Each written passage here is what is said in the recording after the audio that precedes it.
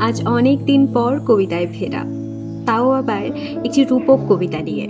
কবিতাটি মজার মনে হলেও ভেতরের কথাগুলো একটু ভেবে দেখো। বসে কেউ নেই, লিখেছেন প্রগতি মাইতি।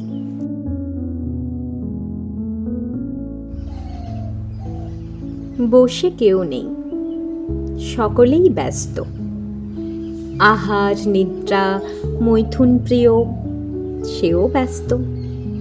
আমূল পরিবর্তনের স্বপ্ন বুকে যাদের, তারাও। চোর ডাকাত ধান্দাবাজ, ওরা তো ব্যস্তই।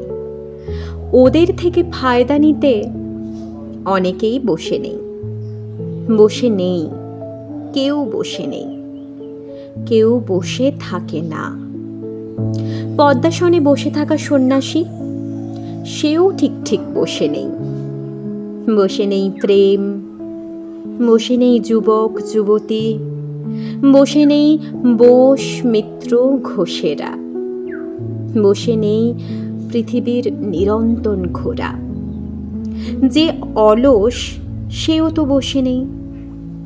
বসে থাকাটাও তো ক্রিয়া, ক্রিয়া তো আর বসে নেই। সে কাজ করে নগরে প্রান্তরে। বসে যদিও বা কেউ থাকে, বসে থাকার জন্য নয়, ভালোভাবে দাঁড়াবার জন্য তার বসে থাকা।